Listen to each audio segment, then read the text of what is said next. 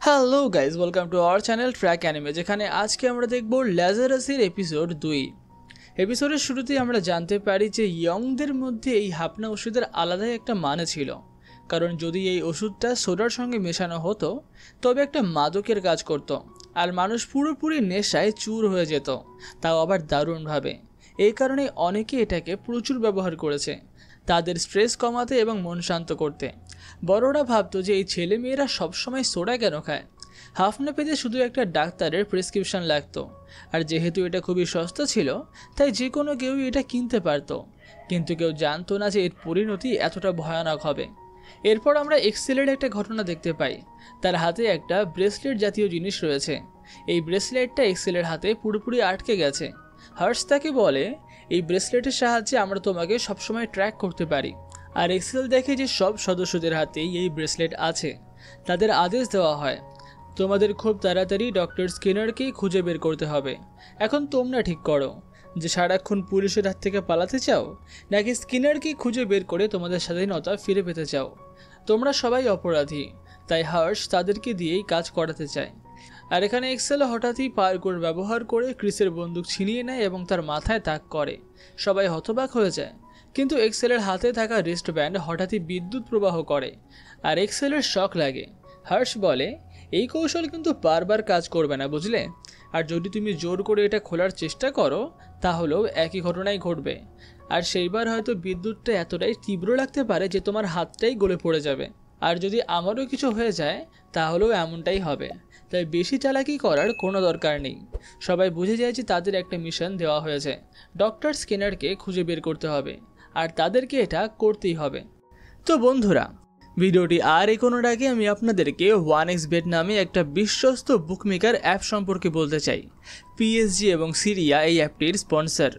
বর্তমানে তো IPL চলছে, যেখানে 1xBet-এর মাধ্যমে আপনি আপনার প্রিয় দলকে সমর্থন করতে পারেন।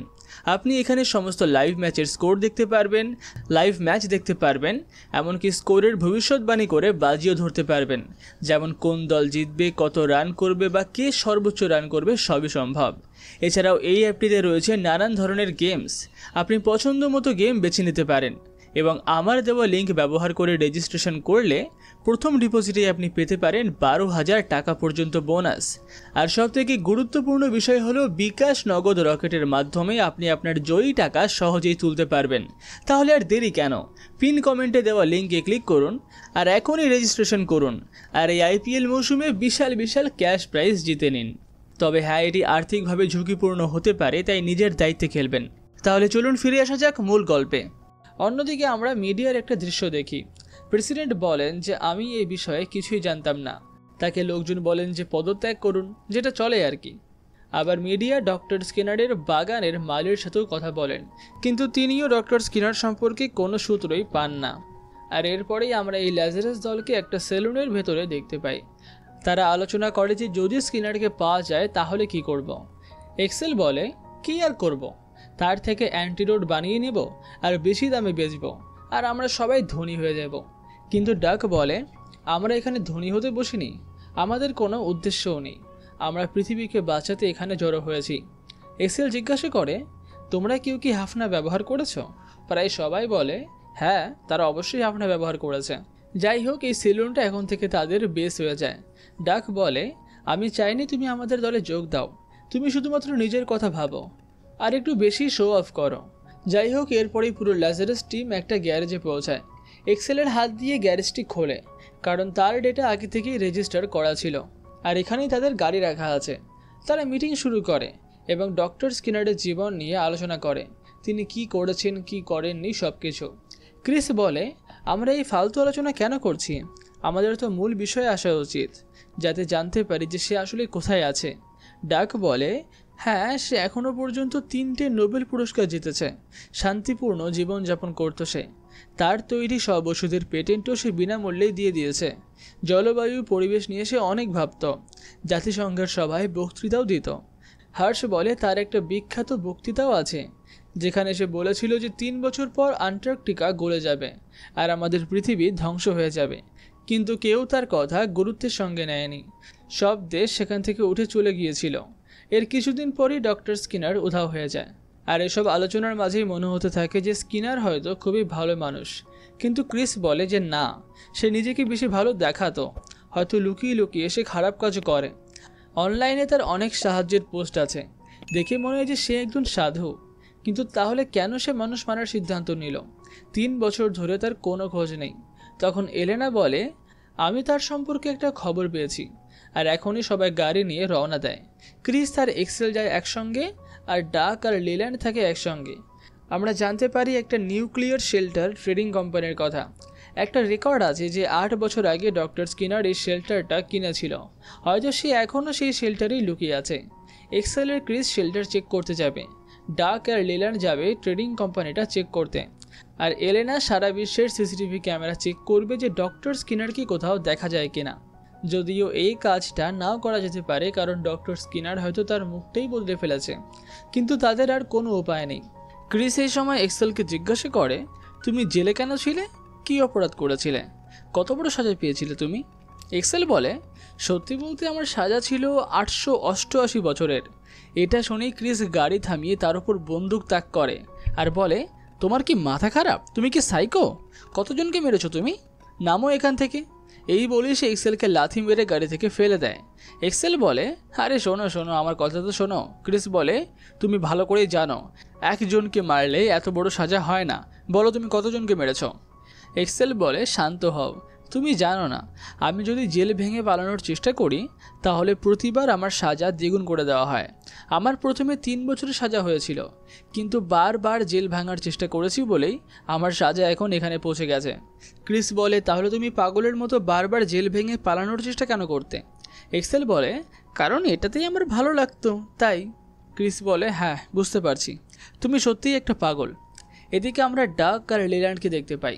লিল্যান্ড জিজ্ঞাসা করে, তোমার কি সাজা হয়েছিল? তুমি কেন এই ব্রেসলেট পরে ঘুরছ? তারা একে অপরের সম্পর্কে কথা বলে, যদিও তারা কেউ বড় অপরাধী নয়। তবে এলেনের কিন্তু ব্যাপারটাই আলাদা। সে একটা ভয়ঙ্কর হ্যাকার। এখনও পর্যন্ত সে অনেক হ্যাকিংয়ের ঘটনা ঘটিয়েছে, এদের মধ্যে সেই সবচেয়ে বিপজ্জনক, যদিও তাকে দেখতে বাচ্চা বলে মনে হয়। এদিকে ক্রিস আর এক্সেল এখন শেল্টারের কাছে পৌঁছে গেছে, অন্যদিকে ডাক আর লিল্যান্ডও কোম্পানিতে পৌঁছে গেছে। এখানে আমরা দেখি তারা খোঁজাখুঁজি শুরু করে দিয়েছে। এদিকে এক্সেল আর ক্রিস যখন শেল্টারের ভেতরে ঢোকে তখন দেখে শুধু একটা জেনারেটর চলছে, কিন্তু জায়গাটা প্রায় পরিত্যক্ত, পুরো খালি, কেউই নেই। অন্যদিকে ডাক যখন অফিসে ঢোকে সে দেখে যে কম্পিউটারগুলো মনে হয় কিছুক্ষণ আগেও চলছিল, কিন্তু এখন আর কিছু চলছে না, আর একই সঙ্গে জায়গাটাও বেশ তছনছ করা হয়েছে। এদিকে এক্সেল আর ক্রিস শেল্টারের ভেতর এসে দেখে যে একটা চেয়ারে একজন লোক বসে আছে। দেখে মনে হয় যে এই বুঝি ডক্টর স্কিনার। অন্যদিকে লিল্যান্ড যখন এগিয়ে যায় হঠাৎই একজন লোক তার মাথায় বন্দুক তাক করে আর বলে, একদম চুপ করে থাকো, কিচ্ছু বলবে না। অন্যদিকে এক্সেল জিজ্ঞাসা করে, তুমি কি ডক্টর স্কিনার? হয়তো প্লাস্টিক সার্জারি করিয়েছো, তুমি জীবিত আছো তো? তারা যেই তাকে ছোঁয়ার চেষ্টা করে তখনই দেখা যায় যে এই লোকটি লিল্যান্ডকে ধরে ফেলেছে। ডাকও এটা দেখে ফেলে। লোকটি ডাককে বলে, তোমার বন্দুক নামাও, আমরা এখন এখানে শুধুমাত্র ব্যবসার জন্য এসেছি, বলো সে কোথায়? ডাক বলে, আমরা জানি না সে কোথায়। লোকটি বলে, ঠিক আছে, আমি জানি কি করে তোমার মুখ থেকে কথা বের করতে হবে। এদিকে ক্রিস আর এক্সেল কিছু আওয়াজ শুনতে পায়, আর হঠাৎই কয়েকজন লোক এসে তাদের উপর গুলি চালানো শুরু করে। গুলি বৃষ্টির মতো বইছে। অন্যদিকে ডাকের কাছেও একজন লোক আসে। সে বলে, কবে আসি কোথায় বলো আমাকে। এরা সবাই পাগলের মতো বন্দুক চালাচ্ছিল, কিন্তু এক্সেল আর ক্রিস কোনোভাবে বেঁচে যাচ্ছিল। এরা রাশিয়ান আর মেক্সিকান ভাষায় কথা বলছিল। আমরা দেখি এক্সেলের গলায় একটা লাকি চার্ম আছে, যেটা তাকে সবসময় বাঁচিয়ে রাখে। সে পাগলের মতো দৌড়াতে শুরু করে আর বন্দুক চালায়। ক্রিস বলে, ও সত্যি পাগল হয়ে গেছে। যে লোকটি কোবেয়াশিকে নিয়ে বারবার জিজ্ঞাসা করছিল সে এই সময় বলে, তুমি আমার থেকে যে টাকা নিয়েছিলে সেটা ফেরত দাও, না দিলে আমি এর মাথা উড়িয়ে দেব। এক্সেল আর ক্রিস বারবার এদের হামলা থেকে বেঁচে যায়। এক্সেল ছাদে উঠে যায় আর নিচে নেমে দুজনকে ধরাশায়ী করে দেয়। আরও দুজন বাকি থাকে। আর এদিকে আমরা দেখি এতক্ষণে ডিইএ আর এফবিআইও পৌঁছে গেছে। তারা পুরো গতিতে গাড়ি চালিয়ে এসেছে। ক্রিস আর এক্সেল আবার মিলিত হয়। ক্রিস বলে, তুমি কি ভুলে গেছো আমরা এখানে কি করতে এসেছি? আমাদের ডক্টর স্কিনারের কাছে যেতে হবে। তারা এই শুটারদের থেকে বাঁচতে বাঁচতে মারপিট করে এগিয়ে যায়। অবশেষে যখন তারা সেই লোকটির কাছে পৌঁছায় তখনই পাশ থেকে এফবিআই আর ডিইএ এসে পড়ে। তারা বলে, তোমাদের অস্ত্র নিচে ফেলো। এক্সেল বলে আমরা লেজারাস, তোমরা অস্ত্র নিচে ফেলো। তারা বলে লেজারাস কি? লেজারাস তো আমরা কখনো শুনিনি। এই বলেই তারা তাদের দুজনকে চারিদিক থেকে ঘিরে ফেলে। ক্রিস যখন আলো জ্বালায় তখন লোকটি জেগে ওঠে। দেখা যায় যে এটা ডক্টর স্কিনার নয়, বরং ট্রেডিং কোম্পানির মালিক। সে ক্ষমা চাইতে শুরু করে আর বলে, আমি অনেকের কাছে টাকা নিয়েছি কিন্তু ফেরত দিইনি। আর সে ভেবেছিল যে সবাই তার কাছে টাকা চাইতেই এসেছে। এক্সেল এখন তার মুখে ঘুষি মারে আর তার নাক দিয়ে রক্ত বেরিয়ে যায়। তখনই এক্সেল তার ডিএনএ টেস্ট করে আর নিশ্চিত হয় যে এটা ডক্টর স্কিনার নয়। অন্যদিকে লিল্যান্ডকে দেখতে পাই। তারাও বুঝে গেছে যে এদের কোবেয়াশির সঙ্গে কোনো সম্পর্ক নেই। তারা একে অপরের সঙ্গে আপডেট শেয়ার করে যে যেই লোকটি শেল্টারে বসেছিল সে অনেকের কাছেই ঋণী ছিল, তাই সে তার বানানো শেল্টারে লুকিয়েছিল যাতে কাউকে টাকা ফেরত দিতে না হয়। ডাক বলে, দেখো এটা স্পষ্ট যে এই মিশনটা এত সহজ হবে না। এই লোকটি বলে, আজ পর্যন্ত আমি শুধুমাত্র ভাগ্যের অপেক্ষা ছিলাম। ভেবেছিলাম একটা জাদুর ছড়ি ঘুরবে আর আমি রাতারাতি ধনী হয়ে যাব। আমি হাফনা মেডিসিন খেয়ে নিজের জীবন শেষ করার চেষ্টা করেছিলাম, কিন্তু মনে হয় এটা এত তাড়াতাড়ি কাজ করে না। হয়তো এর মানে হলো জীবন আমাকে আরেকটা সুযোগ দিয়েছে, আমি নতুন করে আবার আমার জীবন শুরু করতে পারি। সে উত্তেজিত হয়, কিন্তু পরের মুহূর্তেই তার মনে পড়ে যে 30 দিন পর তো পৃথিবীর সব মানুষই মরতে শুরু করবে। এদিকে এলিনা এখন ফেসিয়াল রেকগনিশনের মাধ্যমে ডক্টর স্কিনারকে খুঁজে পেয়ে যায়, কিন্তু সে লক্ষ্য করে যে এমন তো লাখে লাখে মানুষ আছে যারা ডক্টর স্কিনারের মতো একই রকমেরই দেখতে। হার্ষ ভাবে যে এখানে চলছেটা কি, এত লোক একই রকমের দেখতে কি করে হতে পারে। আর আমরা দেখতে পাই যে মাত্র 28 দিন বাকি, আর 28 দিনের মধ্যেই আমাদের ল্যাজারাস গ্রুপকে ডক্টর স্কিনারকে খুঁজে বের করতেই হবে। সেটা কি আদৌ পারবে আমাদের ল্যাজারাস টিম? জানতে হলে পরবর্তী এপিসোড দেখার জন্য চ্যানেলটাকে সাবস্ক্রাইব অবশ্যই করে রাখুন। আর ভিডিওটি ভালো লেগে থাকলে ভিডিওটিতে লাইক, কমেন্ট, শেয়ার করতে তো একদম ভুলবেন না। তাহলে দেখা হচ্ছে অন্য কোনো ভিডিওতে।